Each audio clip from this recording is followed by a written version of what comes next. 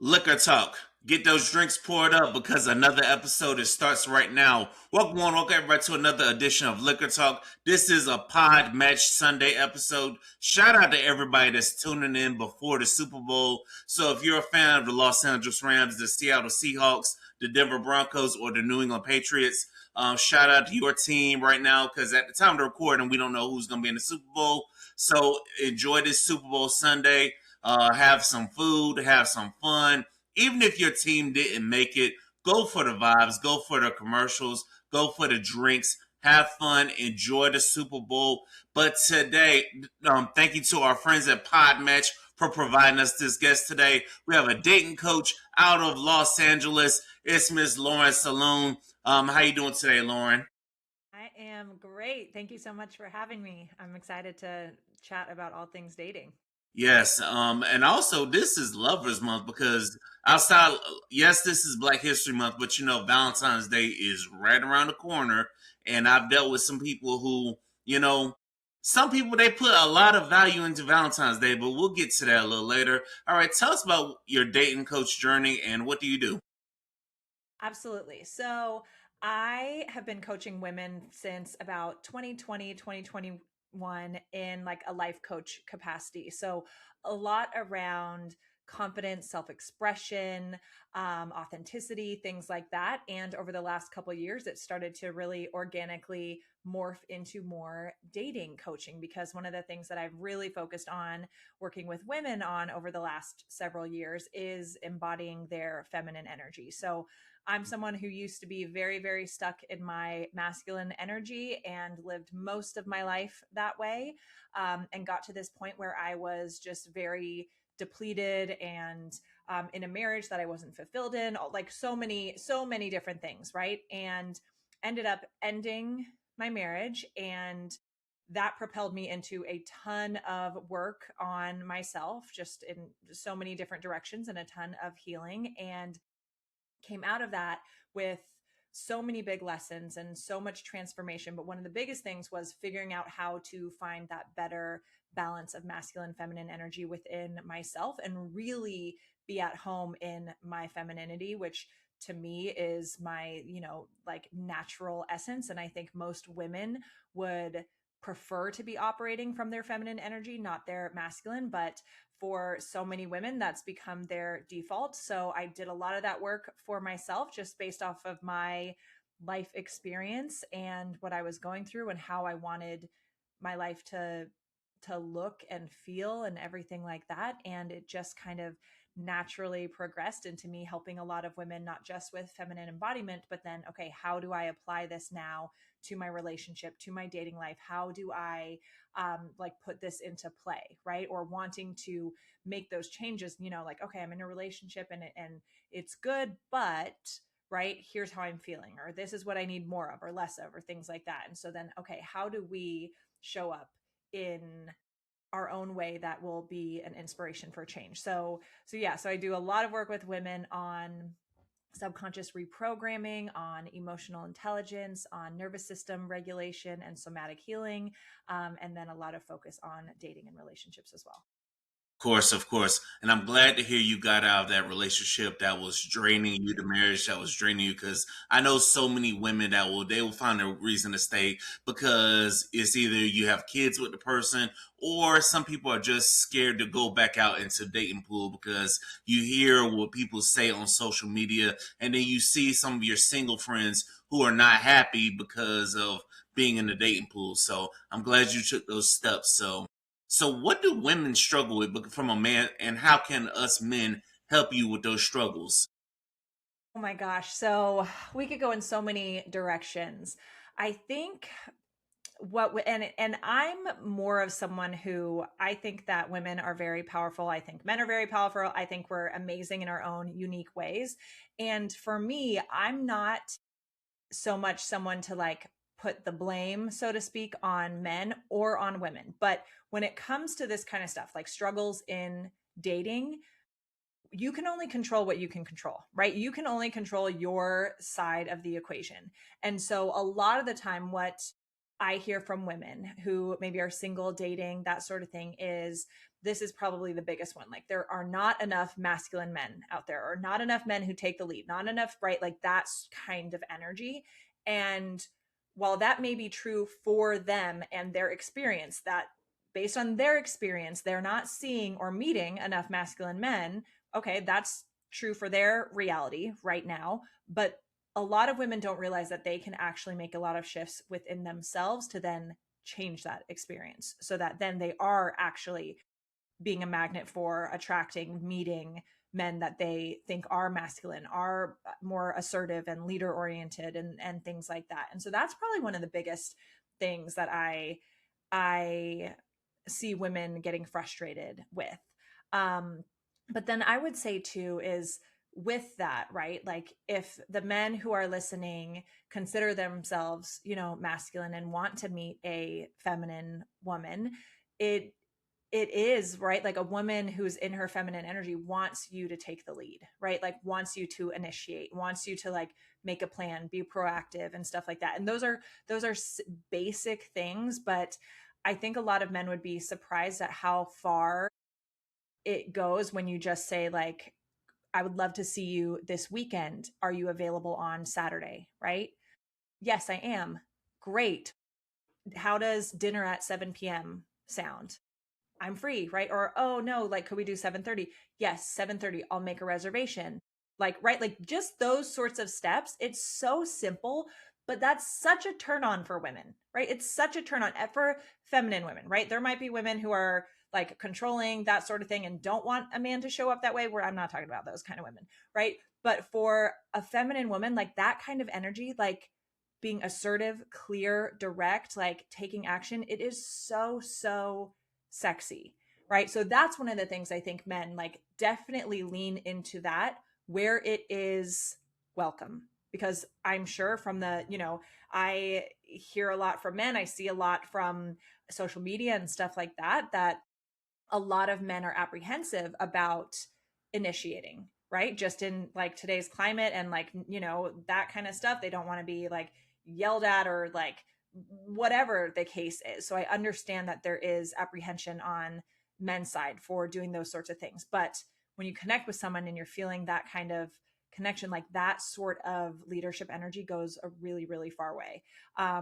But I would say a lot of time for the women who are complaining of that, there aren't enough masculine men. Like, I want a man who's more of a leader than me, that sort of thing. She's in her own way most of the time. And then she should be working with me to help figure that stuff out.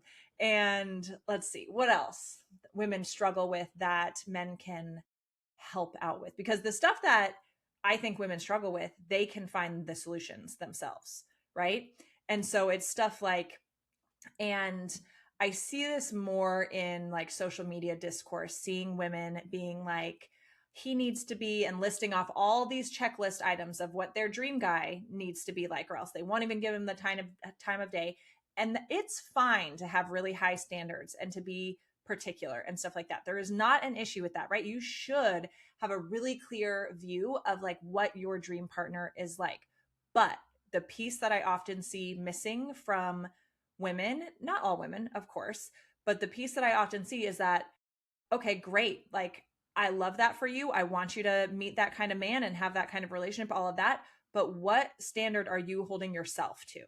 Right? Because if you want this man who's checking off all these boxes, what's on his list?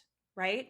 And are you holding yourself to a high standard that right? Like, to the same kind of high standard. Now, it doesn't need to be the same thing, right? If you're saying like, I don't know what it is, like, this one is often different, right? But if you're saying like, oh, he needs to make this much money, or he needs to be able to like provide for a family and like stuff like that, so that I don't have to work as much. And if that's on your list, right, he's likely that kind of man who is aligned with that. He's probably not thinking she needs to make this much money, right? It's not necessarily going to be the same kind of the same exact things on a list, right? Like, and so you don't have to do the same things that you're wanting him to do, but what is the equivalent to that, right? What is the mirror image of that? And then are you working on that for yourself? Because part of that too, you don't have to have it all done and perfect by any means, but are you working on the things that that kind of man would have on his checklist. And that's a piece that I think a lot of women don't think about as much, right? It's like well, he better love me no matter what, like I deserve this kind of man. Da, da, da, da, da. I'm not going to settle for anything less, which is like, great. Yes, as you should. But then if there's any sort of accountability applied to her around, okay, well, then how are you like his dream girl, right? You want this man's your dream man. How are you showing up as his dream girl?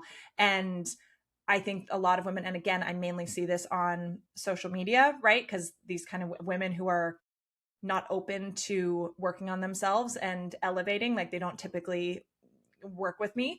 But a lot of those kinds of women, right? They get the attitude of like, well, he just needs to accept me for who I am, and I just get to be me, and that's it. You know, like he's lucky to like breathe the same air as me, which I don't know, like I don't think if a man listening to that kind of energy doesn't necessarily want to be a part of that, right? We don't. We will go the other way. Yeah, exactly.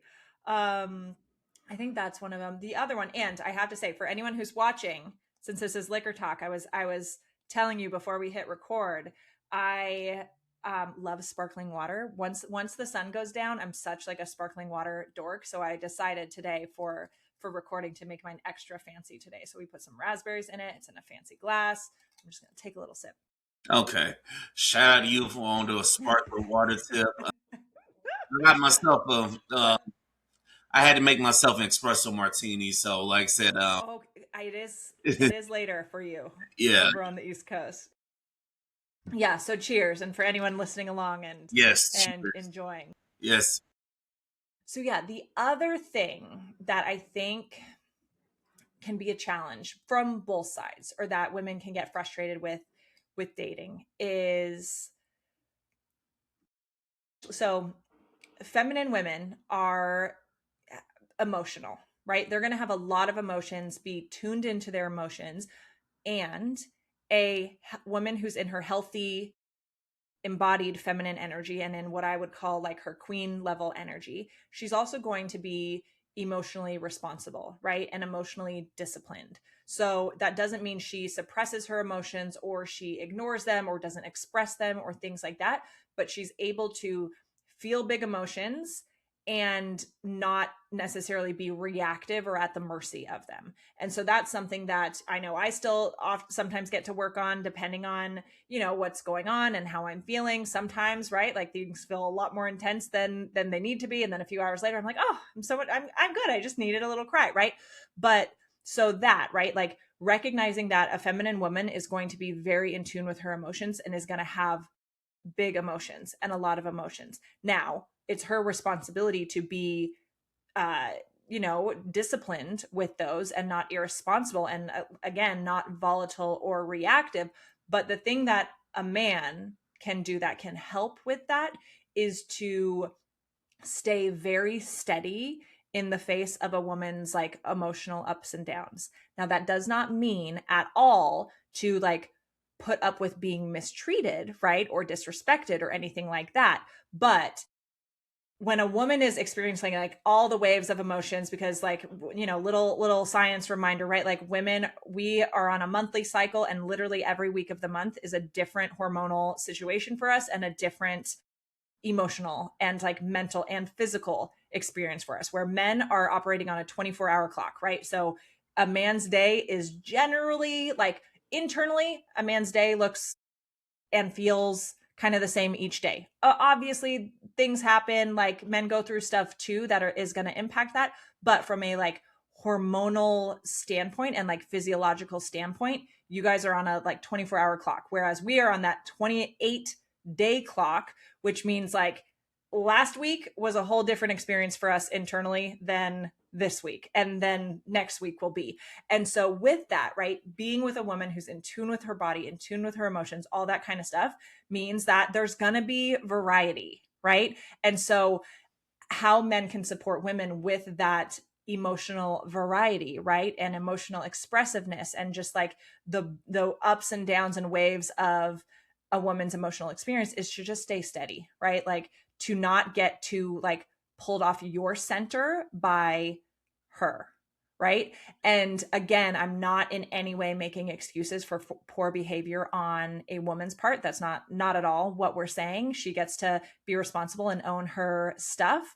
But right, like if she's having a day that feels really hard, right? Like everything feels so hard. I'm frustrated, like da da da da da da da, like all of that, right? Listening, comforting, asking like, hey, what do you need in this situation? How can I help?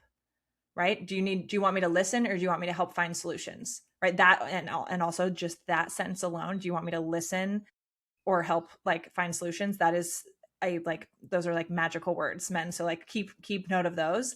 And just like stay steady and consistent. Like let her have her experience, show up in the way that will support her, but don't then you get swirled up in her like wildness. Does that make sense? Because that, many things, because then that can create more chaos, right? Because if you're like, oh my gosh, you're so stressed, now I'm getting stressed, right? Then it's just like compounding the emotions, which is not going to be helpful for anybody.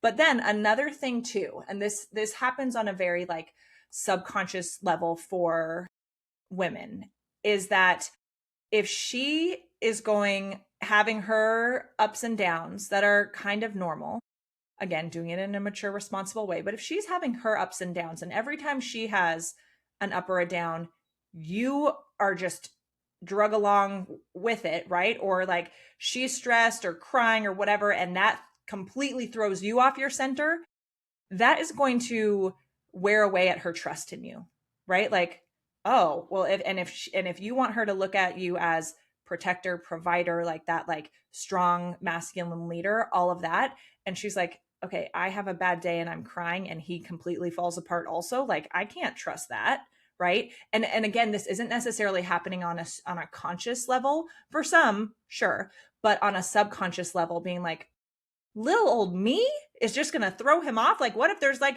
the big scary wolf comes in at, like, is he going to be able to like stay stoic, right? And like firm in the face of that. And again, I don't want to minimize men's experiences either, and like the struggles that men go through, or when a man has a stressful day, or like stuff feels hard and stuff, because like men carry so much and deal with so much and are expected to like stay strong in the face of everything. So that's not at all what I'm saying, is that a man can't show like stress or vulnerability or like frustration or like sadness and things like that. But just being aware, like, okay, when she's like experiencing the waves of being a woman, that you're able to be like the rock that the waves crash against, not like a stick in the ocean that just gets like pushed aside and like thrown downstream or whatever.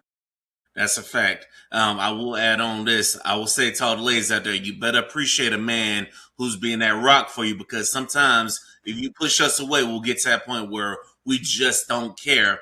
And then going back to the dating pool, do you ever tell the women that y'all might be turning down good men who are actually out here willing to plan dates and stuff? Because I see a Yes. lot of times that a lot of women, they will reject the good man that's willing to plan the dates for Yes. all because they want the sucker that she knows ain't gonna do those things to do those things.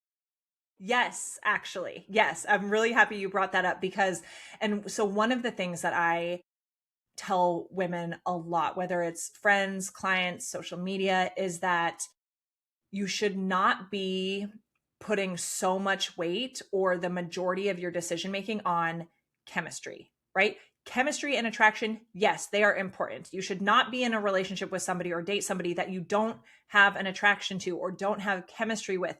However, what's more important, I think, is compatibility, right? Like, yes, chemistry and attraction, they're important, they're essential, but those should not be at the expense of your compatibility and connection and his character. And so things that, I was going through this with a client a few months ago who was on dating apps and stuff like that, which I have mixed feelings about dating apps. if I'm doing like a gut reaction, I say don't be on them. But if you're going to do them, be very intentional and almost strategic with it. So I was working with a client who was getting on dating apps, and she's like, okay, I am putting my, like, no one under 6 feet. He has to be like certain things that I think are not deal breakers. Now, for me, I'm 5'8". I like to wear high heels on a date, that sort of thing. So like I do, it is a preference of mine to have a man that's be with a man that's taller than me, and like a bonus if he's taller than me no matter what shoes I'm wearing. And it's like that's I'm with a man who's taller than me always, no matter what. I don't think I could find heels that are taller than him ever, which like I love that for me. But when I was before we were together, I didn't have like he has to be 6'2" or higher, right? I was like, you know what? Like there I have certain personally like certain preferences of like how low would feel good to me and things like that. But like that's one of the ones, like height, like for one, a man can't control that, right? Like he can't control that. That's how he was born, his genetics, like that kind of stuff. And that has no bearing on his character either, right? Now, and so that was one with this particular client who's like 6 foot or higher, like setting her like her uh parameters in the dating app to filter people out who weren't taller than that. And I'm like, now listen, I'm like, you're 5'4". I'm like, so realistically, right? Like I'm like, let's do some of this math, this height math. If you're in heels, you are going to be maybe 5'8", right? Maybe 5'9". I'm like, so is 5'10"? Like, I think 5'10" is totally fine, right? Like, he will still be taller than you nearly all the time, right? You'll still get to feel, because part of that for women, right? Like, and not for every woman, but part of the height thing for women is like, oh, I want to feel like dainty and little, and like he can like just throw me over his shoulder, right? There's like a physiological kind of like And they also like want to feel protected instinct. too, right? Yes, right. It's an instinctual kind of like protective feeling that you want to have, right? And because like honestly, okay, like if I can pick up the guy I'm dating, I'm not gonna want to date him or be naked with him, right? Like things like that, right? Like I'm not going to trust that, like, okay, if something bad's going to happen, he's going to protect me. But those sorts of things where it's like, okay, why are we so attached to that 6 foot thing? And why are you filtering out people who aren't going to hit that? Like, let's get realistic with it. You want him to be taller than you when you're in heels. What are the highest heels that you have? You're not going to like, I think 6 foot, like we can adjust that a little bit, because I'm sure there are plenty of good men that you're going to disqualify for that very superficial detail, right?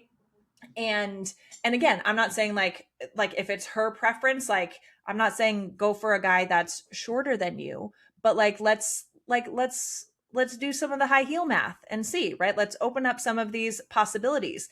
So that is something where um and like another one is like, okay, if he's like losing his hair, and I guess like with certain ages and stuff like that, that might be more of a deal breaker than not. But like, again, another one that men don't have control over, right? And so it's things like, I'm like, okay, well, does like, if he's losing his hair, does that have an impact on his character?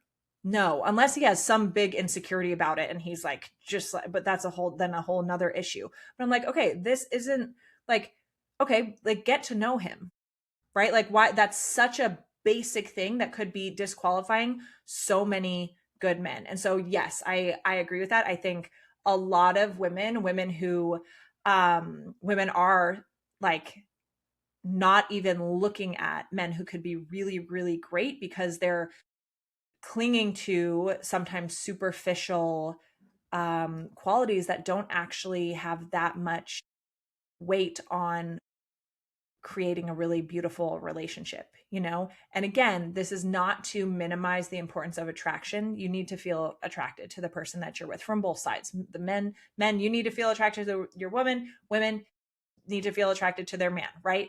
But I do like to invite women to really like, with certain things, like look more closely at, okay, what am I saying is a deal breaker versus what's a nice to have, right? Like you've got your must haves, your nice to haves, and then your absolute deal breakers, and being really intentional about those things. Of course, of And course. I will say, like, a lot of the times, right, like even with me and my relationship, like I got all my nice to haves too. Like I had my like must haves that were specific, like definitely specific, right? And then I had the nice to haves. Like these would be nice too, but if he shows up with all my must haves and not those, I'm good. I'm good, right? And the must haves were there, right? So like you never really know how it's going to fall if you kind of like loosen your grip on some of the ones that aren't as critical.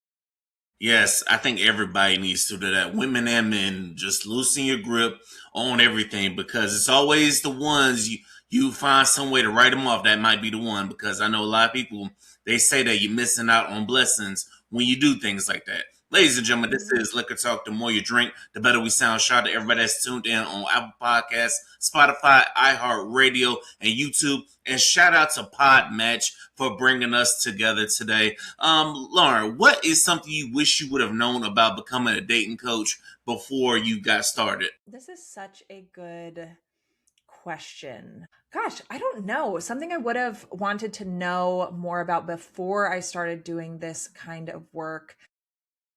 I think I probably would have wanted to have more like conversations with men in like a educational or like not investigative sounds wrong because like that like I'm not like spying, but like more just in like a informational kind of way to really learn more about men's brains and how you guys think. Because I've dated myself, so I've had plenty of experience like in the dating world and stuff like that, so I understand how men operate from just from personal experience. I have studied this stuff a lot. I've listened to a lot of speakers, whether it's men, women, that sort of thing. So I've listened to a lot of people on this subject, but I think it would have been fun to do more like kind of field research, but not in like a dating capacity, but like in just a kind of conversationally with men, which like there's still opportunity for that, right? To like hear like men's perspectives on these things more, but I think that would have been a fun thing to explore a little bit more. Yeah, of course, of course. Always men are available. Just guys slide in their DMs if you want to know something. Just hit up their Right. DMs. Like, but go. but but that's the thing is like, I as a woman, I can't just be sliding into a man's DMs to ask him a question and be like, no, this is just, I'm just curious. I just want to talk, right? Because you know how men take that. They're like, she slid into my DMs. I'm like, no, no, no. This is just for research. Say go for the men you've already collaborated with, the Exactly. man you have Exactly. Yeah. collaborations with, and also just put out the question on social media like, hey, fellas, I would like to talk to you about something, just as a way to get our feedback. Now, Yeah. going back to the dating thing, do you ever see the women that they have a lot of baggage, but yet they have such high standards? Because I've seen women with multiple kids or different situations. They got all this long list of things, but they don't look at the baggage that a man will have to deal with in dealing with them. Yeah. I mean, I think there can be plenty of baggage on both sides, right? Hmm. Like there's plenty of men with their own share of baggage, whether it's ex-wives, children, and like I hate calling kids baggage, right? Like having kids, because I would hope, but I understand that people can see it that way, right? Men can see it that way, women can see it that way. Um, so but yes, and that goes back to what I was saying before of like women having these like high standards. He needs to be this tall, this good looking, this age, make this much money, like all this kind of treat me to these kinds of dates, take me on these kinds of trips, whatever it is. Like he needs to do all these things, but then not holding themselves to the same kind of standard, right? Like, okay, you want a man who's like fit and attractive or whatever it is, right? Has a sexy body and stuff like that. Okay, but then are you prioritizing your health? Like, right? Because if a man like that probably wants to be with somebody who also values health and fitness, right? And so it's that's the thing where yes, I do see that sort of thing with like women and it may be like we may call it baggage or whatever, but having these expectations of things that they deserve but then not holding themselves accountable to a similar standard. So I do think that is a problem for sure. And there can be, and again, I see this mainly on social media. And, I think with social media, we take it with a grain of salt because social media rewards people who are, extremes and sharing more like polarizing stuff. But yeah, I do think that the like personal accountability piece gets like thrown out the window, and it's that like, well, he should like he doesn't deserve me, so he's lucky to be with me sort of thing, so he should just accept me for who I am kind of energy. And if you're not going to just accept him for how he is exactly, right, and you have this whole checklist, then why shouldn't he have the same, right? Of course. Yeah. Of course. Now, Valentine's Day is coming up, and which is around the corner. So, what is something you recommend your clients to do for Valentine's Day? Should they be looking for a big time gift if they're dating somebody, or what should their expectations be? Because there have been some women that have said, "Well, if he don't give me enough for Valentine's Day, we're done," or they'll judge a man based on what they get for Valentine's Day. And again, this is that sort of like very like black and white kind of entitled thinking. And so something like I want to just remind everybody, men and women, is like there has to be room for nuance, right? And there has to be room for like remembering that the person you're dating is another human who doesn't have everything figured out and who also is not perfect and also cannot read your mind both ways, right? And I'm not making excuse for like a lack of effort and intention or anything like that, but like well, if he doesn't get me some amazing Valentine's gift, we're over, right? Like what? Okay. Like, and that's fine if Valentine's Day is that big of a deal for you and receiving a gift on Valentine's Day is that big of a deal, and you're wanting more of that kind of like transactional relationship where it's like hinges on like what kind of gift you get on Valentine's Day, like I don't know, that maybe isn't like that much of a relationship to worth being in anyhow. And so for that sort of thing, like one, yes, I do think if you are dating somebody, they should do something thoughtful and intentional and special on Valentine's Day. And I mean even like in the earlier stages of dating. So I'm going to just use my relationship as an example. Valentine's Day last year, we had been dating for like 1 month, right? And he made plans a few weeks ahead of time, right? Like reserved Valentine's Day with me, like made sure like my plans were going to be with him on Valentine's Day. And this is within like in under 5 weeks of dating, under 6 weeks of dating, right? So within like the first month or so, like made sure that like my plans were going to be with him on Valentine's Day. And then he did I get flowers on Valentine's Day? I think I got flowers on Valentine's Day, and he took us to a beautiful dinner, right?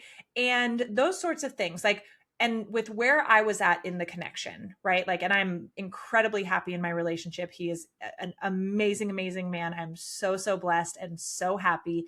And I was excited about him, right? I felt strongly that there was like great potential with us from the very beginning. I was excited about him. I was loving like where our relationship was going and how it was progressing and everything like that. So I expected, right? Like I hoped he wanted to spend Valentine's Day with me. I expected that he would. I expected him to do something for that. And at that stage, based on what I was looking for, which is like dating for marriage, if he hadn't done something intentional with me or made a plan for Valentine's Day, I don't know that I would have like completely written it off, but that signals to me, oh, this man, that would have signaled to me, oh, this man is not that serious, right? Or is not serious enough about me.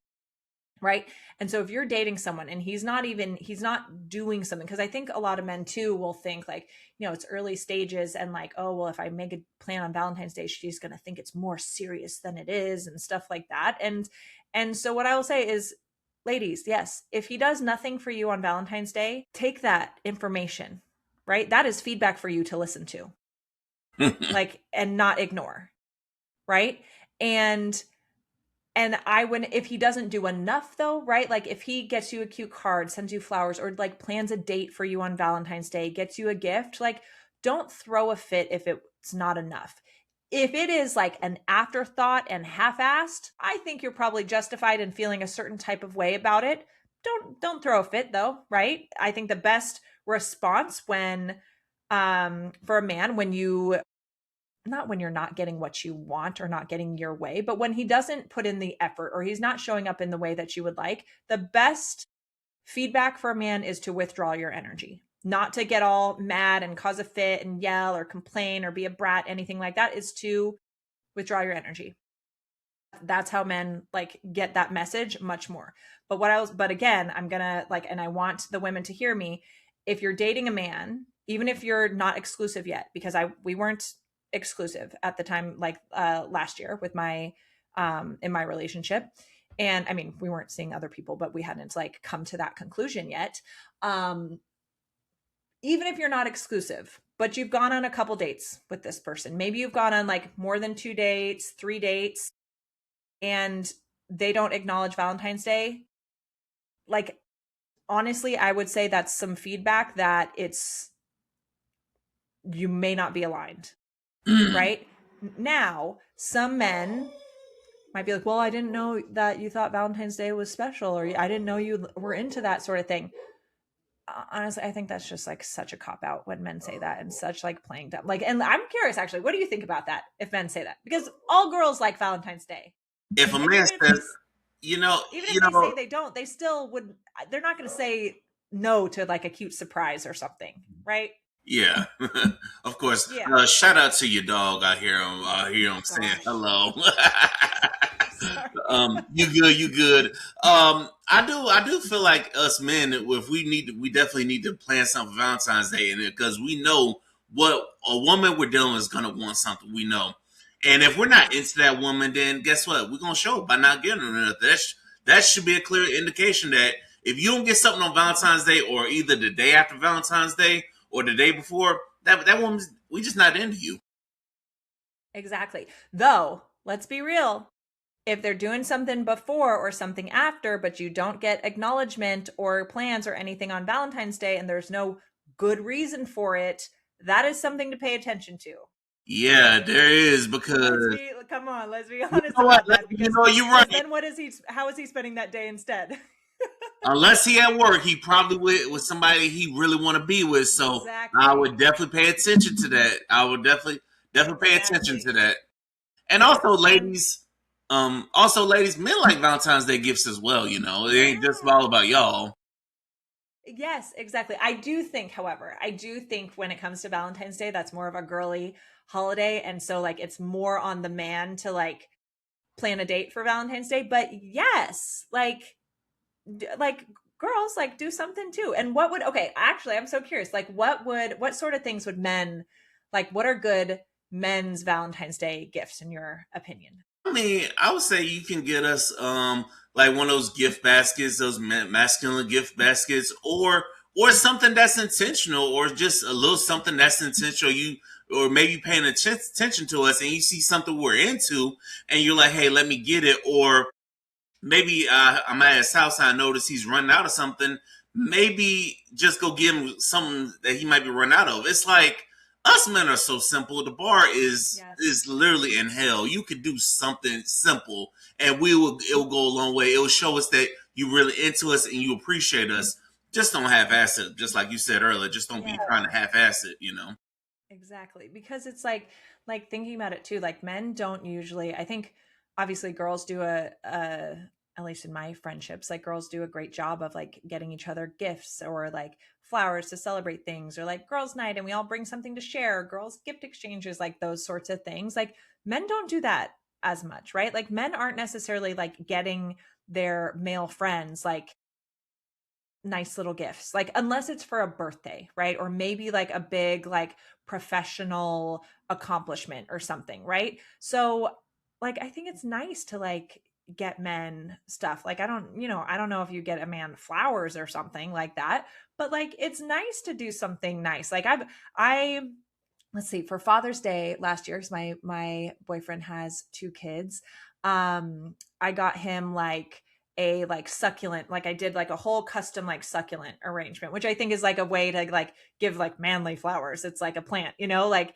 and so put it together, like, some from my house, like all that kind of stuff, arranged it for him. And it's something that's like so gets to be like so cute and pretty in his home. Right. So like doing those sorts of things, I think it's so, and that's one of them that you're saying like, oh, something simple. Right. So that was an extra, right? Like it's not something that he needed or was asking for, but it's something that now like makes his house more beautiful, right? Which is something that, a lot of men aren't necessarily taking the time and energy. Some men do, and some men love it, but a lot of men aren't necessarily taking the time and energy to like make their house like cozy and like pretty and stuff like that. But they do appreciate those kinds of touches. Like a lot of time, like that's something that's like such a nice, uh, like, like benefit of having a woman in your life is that she's going to like beautify the things in your life, And so even just something little like that, or like yeah, those little things that he might need that he like is always running out of, or like misplacing or something like that. Yeah, of course, of course. It's the thought that counts, ladies. It's definitely the thought that counts. Staying with ladies, what do you think is the biggest difference between being strong and independent versus being energetically stuck in a masculine energy? And how does that impact the polarity and attraction? Absolutely. So this is one of those things that, and now I'm an entrepreneur. I've worked for myself for 10 years now, a little over 10 years actually. And as I mentioned, I was very in my masculine energy, like the majority of my life, very high achieving, competitive. I was a like, you know, a very good athlete and like competitive in various sports and excelled in various sports, like just like very, again, like overachiever, high achiever, perfectionist, like competitive person. And I was also very girly, like my whole life have been very, very girly and stuff like that. But energetically was dominantly operating in my masculine energy. And for women, a lot of the time where that comes from, like it comes from many places, right? That's just kind of the world that we live in, where like those masculine traits are like you have to lean into that to be quote unquote successful or self-sufficient and like, have a job and pay your own bills and those sorts of things, like take care of yourself. Like you need to lean into more of those qualities a lot of the time. But also just kind of like our society, right? Like with modern feminism, if you will, like really in certain ways did us a disservice by being like, okay, like women, you can do anything men can do, like, yes, go be independent, all this kind of stuff. But there was this message that women should go be like men, right? Instead of being strong and powerful as women and like as like in the ways that only women can, or in and like really leaning into what it means to be a woman, not like, oh well, we can do all the things men can do and now we're going to go prove it, right? And again, like that's not necessarily, I don't know, I guess there are like we can go down conspiracy theories of whether that was intentional or not, where that's not the conversation for today. But and while like women's independence had a lot of benefits, right? Like equality under the law and things like that, and women being able to like have their own money and property and things like that, that those are all good things. The mindset of like go be like men out in the world was not good for us, right? And so growing up in that way, and then also like if women have experienced any sort of trauma or abuse or just like been made to feel wrong for their femininity and things like that, those like masculine energy kind of protective like shields can go up a lot. And so what that ends up looking like a lot of the time is a hyper independence, right? Like I can do anything, I can do it all myself, like all of that. And that hyper independence also can come from like being let down a lot in your like younger years, like as a child and stuff like that, like not being able to count on the people around you. And so you learn from an early age, like, okay, I can only count on myself. So I have to like do everything myself. I have to be hyper independent, like all of that. And so kind of a long way of getting to the answer, like when we zoom out, what that looks like in relationships is women often like having trouble receiving and then still being very stuck in that masculine energy. So that hyper independence can look like, oh, well, I can do everything myself. No, I don't need your help. I don't need a man, right? Like whatever. Or when they do have a man in their life who's like, oh, let me take care of that for you. Let me help you. Like, let me open the door. Let me like pay for dinner, right? There can be a resistance to receiving from a man. And men are designed to be in many ways providers, but not just like in the like kind of stereotypical basic like I'm going to provide, pay the bills kind of way. That's not what I'm necessarily talking about. Men are designed to be givers and to be of service and to be like pouring out, which is so beautiful. And I think that like is very biblical as well. But men are designed to be of service and pouring out, right? And giving. Women are designed to be receptive, right? And receiving. And not like taking or entitled, but to be like receptive, right? Feminine energy is receptive. And so women who are hyper independent and or stuck in their masculine, they have trouble receiving. And so when a man is not able to show up that way, he will often take it as a like on some level a rejection. Like, oh, she's not like this is like I've gone and hunted out in the world or whatever, and I want to like show up and like pour into her this way or open the door or whatever, and it gets rejected. Like that is a polarity killer, right? Because she's not showing up in that receptive feminine energy, and it will lead a woman like that to attract men who are more in their feminine energy, because a masculine energy man is not going to be attracted to that. Of because course. she's no, I don't need that, right? And so something with women who are like that, right, as the reminder I like to give them is like, okay, like sure, like yes, you're smart, you can do so many things, you've built this business, you've had this success, you've achieved this, like you've done all so many amazing things, you're incredible, right? Like yes, got it. I'm not saying you can't do it. I'm sure if you needed to figure out most everything, you could figure it out and do it yourself. But would it be nice if someone like carried the load? Would it be nice to feel poured into? Would it be nice to like all that kind of stuff? Like just because you can do it all yourself doesn't mean you have to or you should, and doesn't mean you have to like want to. Like you can like let go of some of that control. And so that's where like that hyper independence, it can really kill polarity, and it's going to turn away masculine men because they want to be able to pour into the person that they're interested in, the person that they're with, and have what they're doing, like those beautiful gifts. And I don't mean gifts as in things, but that gift of their energy and what they're providing and what they're sharing. Men want that to be received in a beautiful, gracious way, not rejected. Of course, because if you reject us or if you reject us trying to give that gift to you, guess what? That's going to prevent access to us entirely because, Yeah. because sometimes it just takes that one rejection and then the man he'll check out on you right Yeah. then and there, we're not like y'all Exactly. where, And men, yeah, exactly. And men are wired differently, right? And so when a man is able to invest in you, pour into you, like do things for you, it activates the hormones in a man that lead to long-term bonding, that lead to commitment and attraction and that kind of stuff. And so when women reject that, they're literally like shutting off those really key hormones for a man that's going to make him like feel more excited and like committed to a woman. And it's actually like the kind of key things on a super basic level, right? Like men want to be appreciated and respected, whereas women want to feel loved. Like that's like the biggest thing for women. I want to feel loved. Men want to feel appreciated and respected. And so if a man wants to do something for you and you're like, no, I don't need your help, I got it, right? Like that is in a way you saying, no, I don't appreciate what you can do, help me with, or I don't appreciate your efforts here, right? And so that shuts that down for him a lot.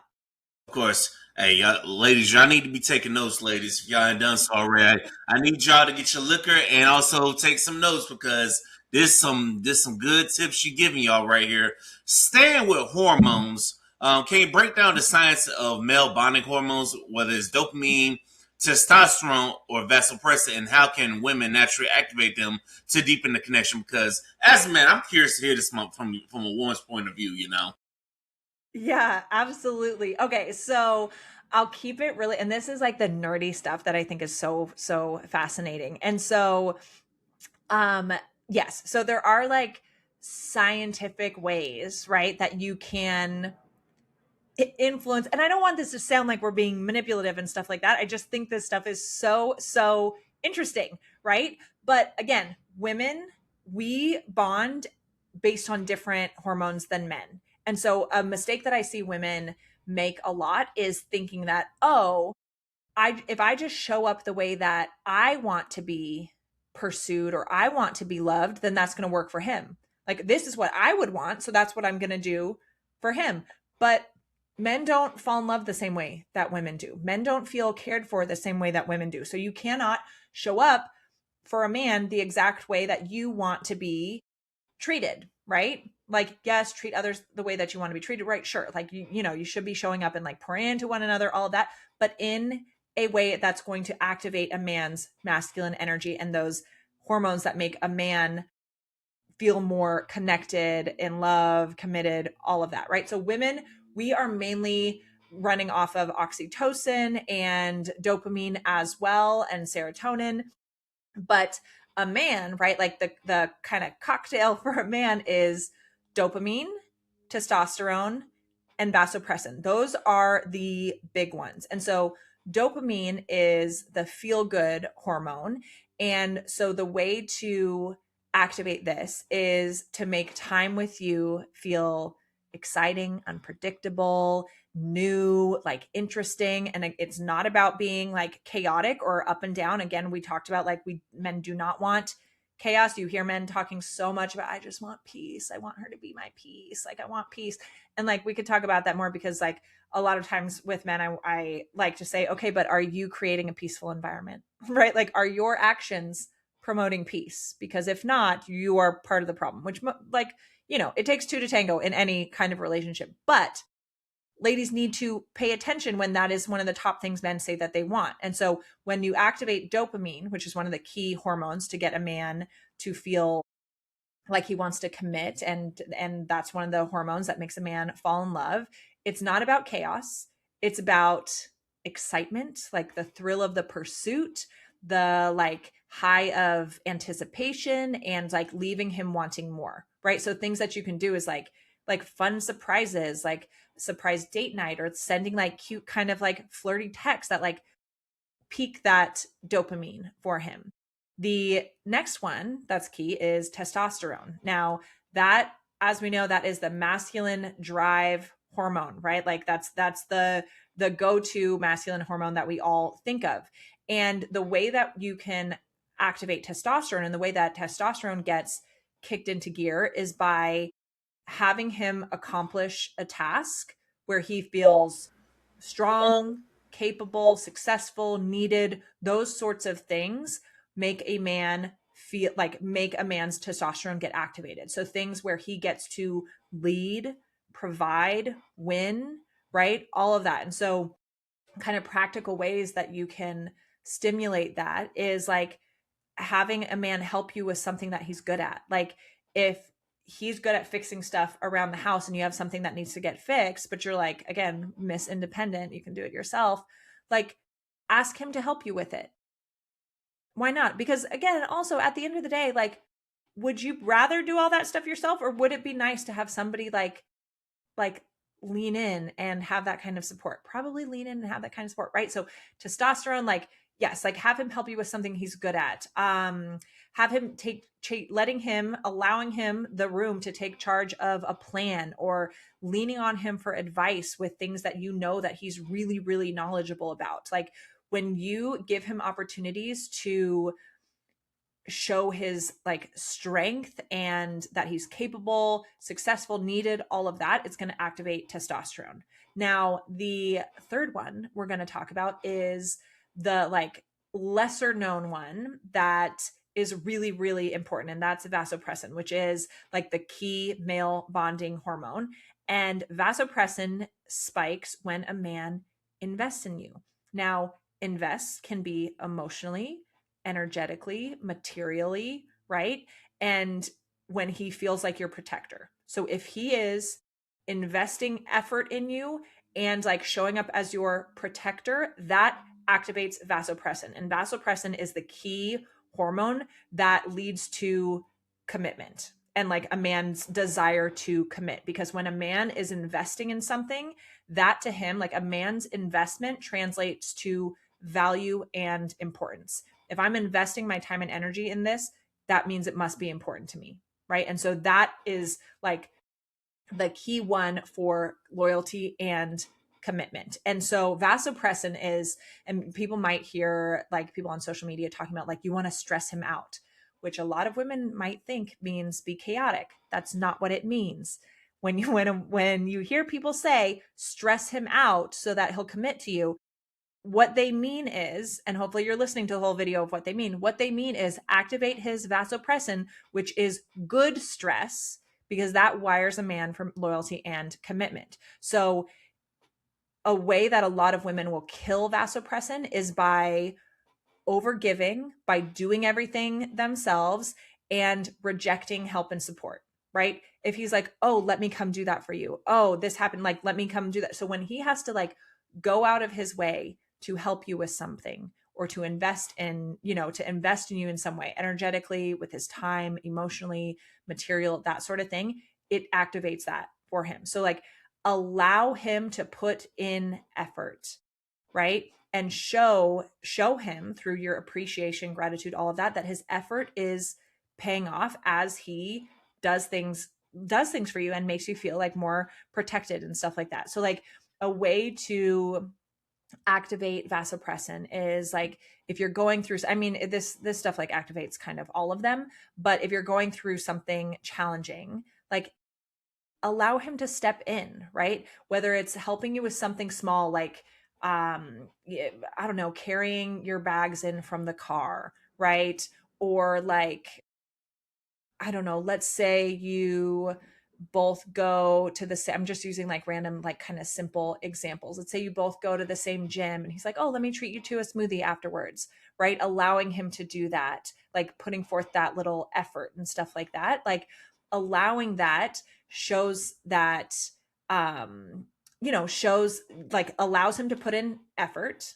It creates good stress and that activates those hormones that make him feel more committed to you and more loyal to you. And so, like I said, dopamine, keep things fun, interesting, exciting, new, right? Like be unpredictable in a good way, not in a crazy, chaotic way, right? And not in a way that shakes the foundation or disturbs the peace, but like activate that dopamine, make him want more and always look forward to connecting with you.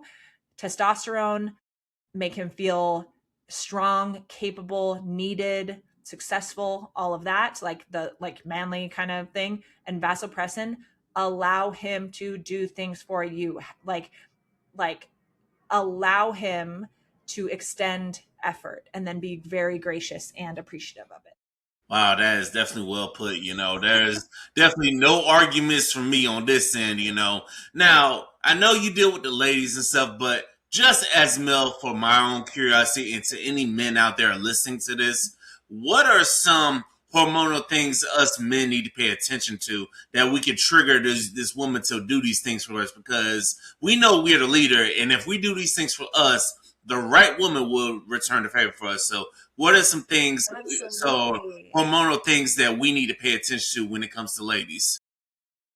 Yeah, I mean, we already talked about like right, like being that rock and being really Mm-hmm. steady in the face of her ups and downs. And that can sometimes mean like if she is having like a big emotional experience and like just really like in it and stuff like that, and maybe it's now becoming a bit of an argument or something, that can look like not engaging, but not being a jerk about it, but saying like, hey baby, like things are getting a little heated. I think right now, why don't we take a break? Why don't we take a pause?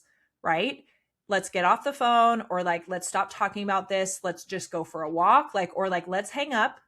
I want you to like go for a little walk to clear your head, and I will call you later and we'll talk about this when we're both calmed down more. right? Like, and so that sort of thing can be like, one, that's a calm, grounded, like very powerful form of leadership. That's not, again, you're not getting swirled up in her emotions, but you're also then not like wasting your time in an emotional spiral either, but you're showing like, hey, I've got like calm, steady, grounded, assertive leadership, and you're still showing up in a loving way, but you're not getting enrolled in whatever BS is going on, and you're not letting it, allowing whatever is happening to kind of engulf both of you. So that is something like, if that's going on, taking that, like, hey, I'm going to take the lead here and say we need to take a little moment, and like, I love you, you're amazing, but I don't think this conversation is productive anymore. So I'm going to like go take a walk,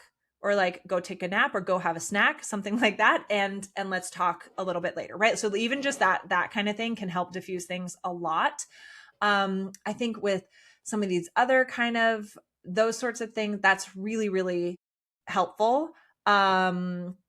Yeah. So being that like steady rock for her, I mean, we already talked about like, when a man is direct in his communication, assertive, and takes action, like that is huge. And so doing those sorts of things is going to activate more of that feminine, nurturing, like fun, playful, soft, warm kind of energy. Like when you are taking charge and being like a man of action, that activates a woman's feminine energy so much, and is going to, for most women, good women, going to get her to want to show up for you in really, really beautiful ways. I would say, I mean, simple things like if a woman's stressed or something like that, it's like I already said, the like, how can I support you right now? Or what do you need right now? Do you want me to listen, or do you want me to help find solutions? That is like, like memorize that, because it's so helpful, right? Because sometimes, and I've experienced this a lot with my boyfriend, who is very masculine, very action oriented, very solution oriented, like all of that. And I can be very emotional, and where I'll be like in it and I'm having a meltdown or something like that. And he's just so quick with the solutions. And he's not wrong, right? Like he's right nearly every single time. He's right. And I tell him, so don't worry, he's right. But sometimes for me personally, right? And I know a lot of women will feel this too, when I'm just feeling stressed and overwhelmed by everything, because it's just the time of the month or it's whatever, right?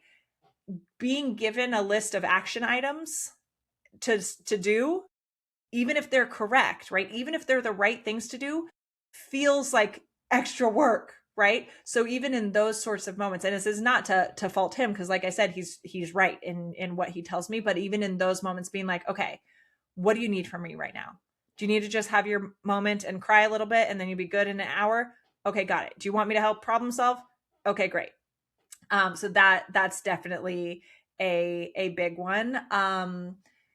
And I think those are like, it's honestly more simple, I think, than men realize. I don't know that men will ever fully understand women. And I don't think, for the men listening, I don't think you're meant to fully understand everything about the woman that you're with, right? Like, love her, and then like be that steady grounding force. Don't get pulled back and forth by her emotions.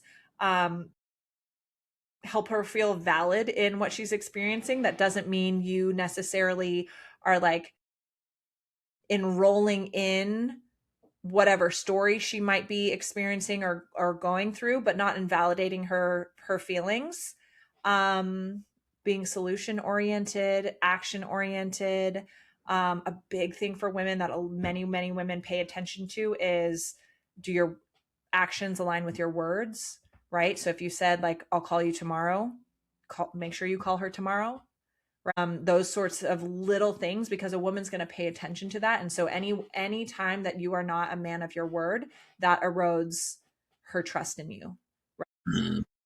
So much women are driven by a need to feel safe, right? And so the safer and more secure a woman feels, the softer she will be, the more like that feminine energy is going to blossom. And if you want the softest, most feminine version of your woman, making sure that you're showing up in a way that creates safety and stability, right? And so even the littlest things like, oh, I'll call you in the morning, and then you don't call until 5 p.m., 3 p.m., that like scratches away at her trust in you. Oh, I can't, he said, right? And again, this is not because we talked about the like, oh, if he doesn't do this, it's over, right?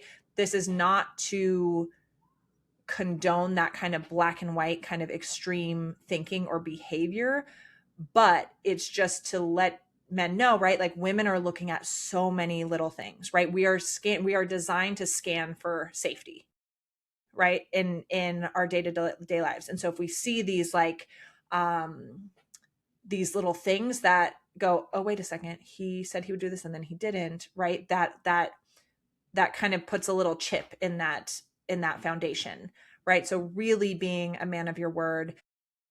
We also get to have grace for each other. Life happens, people forget, things happen, that sort of thing, but just making sure that it's not a pattern, those kinds of stuff.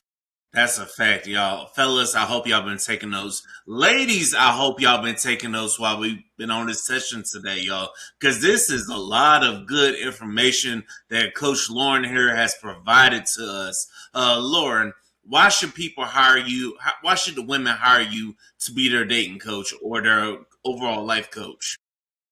Yeah, absolutely. Well, so I would say that like I've lived a lot of the stuff that I coach on.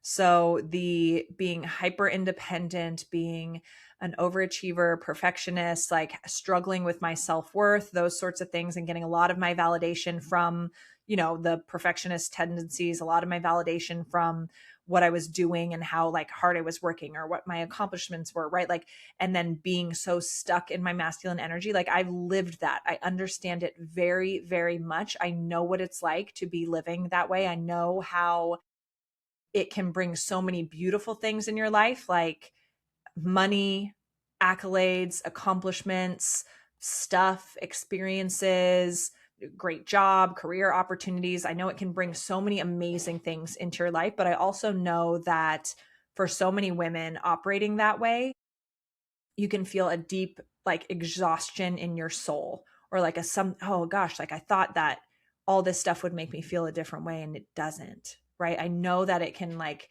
I know what that feels like very, very much. I know what it feels like to choose a relationship out of uh fear and scarcity and like, well, this must be the best I can do, so we're going to do it, right? It's the best relationship I've been in up until this point, so I might as well. And if I'm unhappy in it, then there's something wrong with me. I'm being ungrateful, because that's what my first marriage was very much like, right? I know what that's like as well. I know what it's like to end a marriage that is not right for you, and to go through the healing of that and to do all the inner work so that you don't go down that path again. And so that like, okay, if this is what my dream relationship looks like, if this is what my dream person is like, who do I get to become to be a match for that? I know what that's like and how to go through that process. I've done it myself. And I've also worked with many other people in like so many of those kinds of things. And I would say as well, like it's, I mean, and not that my own life is the only testament of this. Like I said, I've worked with a lot of clients on these sorts of things, but like I can very much like I'm a product of my own work too, right? And so all those changes that I wanted to make, I made, and like my own life and relationship are a testament to that. And so like, so my whole kind of like summing it down is like, I get it. I get what it's like to be on the other side of it when you are in that go, go, go, hustle, hyper independent, masculine energy kind of state. I know what it feels like to be like, there aren't enough masculine men out there. Like I understand what that feels like. I probably said it myself at some point. And then I know that you have so much more power to shift what your reality looks like and what your dating and love life experience is with yourself, right? Like there are so many changes that you can make just within you to shift everything around you. That's real. That's real. Laura, y'all need to hire Lauren as a coach if you're out there. Now, do you do in person or is it just virtually, or do both virtually or in person? Yeah. Yeah, I do some in person. So I'm based in Los Angeles and I mainly do virtual. So when I do coaching, you can either set up a like one-off kind of deep dive coaching call with me, though, and which are great. I do like to, I think you always get more benefit when we work like for a couple months together. It's gonna, because these sorts of changes do not happen overnight, but you can do one-off sessions. So most of the time it's virtual and usually meeting every week or every other week, like over Zoom or over a phone call, usually Zoom, because I like to be able to chat face to face. And then generally all my clients have nearly unlimited, within reason, access to voice note and text me for support. I literally, like, I have read so many text messages, listened to so many voice notes, given so, like, all of that kind of stuff to support people with being like, okay, no, you don't need to text him again. Just relax, right? Like, stop, talk to me about it, instead of instead of putting your nervous system dysregulation into a text and sending it to the guy, just chill out, talk to me about it first, right? Let's take a breath. So you can text me, like have me in your, like, almost, unlimited access to me in your pocket. But then I do some in person. If you wanted to do like a VIP weekend with me, I do sometimes do some in person coaching. It depends. But I do also offer like VIP weekends where I would, put you up in a beautiful hotel or Airbnb, and we would have like yeah, it's amazing. I've had clients come from Europe and stuff like that. And we get to do some kind of like a lot of like in-person work together, which is usually a mix of it's so beautiful. It's a mix of like coaching sessions to actually like do the healing work, and then a lot of self-care stuff and a lot of like being poured into, because again, like I said, a lot of the women that I work with, they're so hyper independent. They're used to doing everything themselves and like all of that. And so with my VIP weekends, these women get a chance to be poured into and to not have to do it all themselves. And I say, nope, like, okay, now we're going to go to Rodeo Boulevard and do some shopping. Like, or we're going to go here. Like, I'm going to organize a massage for you. We're going to go get mani-pedis, right? So that women really get that experience too, while we're doing coaching stuff, right? So we're doing coaching and transformational stuff, but then there's a lot of beautiful like self-care and being pampered to really like feel like, oh, I can just like let go. It is safe to have somebody else pour into me. Wow. If that's ever a male coach that do any of this, I'll sign up right now. But I don't know any that does, but it is what it is. Lauren, for this episode, get you out of here on this. Give the listeners a call to action. Absolutely, you guys. So, first of all, thank you so much for having me. I have had such a great time here with you. I would say the first, like, if this stuff was supportive for you, all of that, I would say either get on my website to book a call with me or slide into my DMs, Lauren Salaun on Instagram, to learn how to work with me, or so that we can set something up. But I'm also going to shout out my texting guide. I have a texting guide that's called Text Like a Queen. It's got nearly 100 texts that you can use to inspire and activate a man's masculine energy. Now, you don't have to only use these things for texting. You can also say these things on the phone. You can use them in day-to-day communication, but it's a full guide along with some of the like psychology behind it so that you can understand the why behind it, but a full guide of tons of texts for how to show up more in your feminine energy so that you can activate a man's masculine energy. And you'd be surprised, you guys, at how simple it is, and just like the little tweaks that you can make to really like get that like yummy masculine energy like naturally activated in a man. And so that's on my website, laurensalaun.com, and it's text like a queen. Text like a queen. Okay, we will. Thank you, Lauren, for blessing the Liquor Talk with your presence. Thank you for having a drink with me. I definitely appreciate it. If you ever need to collab, or if you ever in Florida and want to collab again, I'm just a DM away. You let me know. Or hell, if I come to California, I'll definitely try to reach out to you, set something up in person. Absolutely. Thank you so much for having me. I've had a great time. Loved your questions. Like super fun to chat with you. I appreciate it. Thank you. And thank you to the listeners out there who listen to this on the Liquor Talk podcast, whether you tuned in on Apple Podcasts, Spotify, iHeartRadio. And also thank you to our friends at Podmatch for providing this beautiful guest to us. Until the next episode, keep things pushing. Take a shot when life gets tough and keep it moving. This is that podcast that's taking over for the 26th and the 27th. This has been the Liquor Talk podcast. I'm your man, Victor. Until the next episode, deuces, y'all.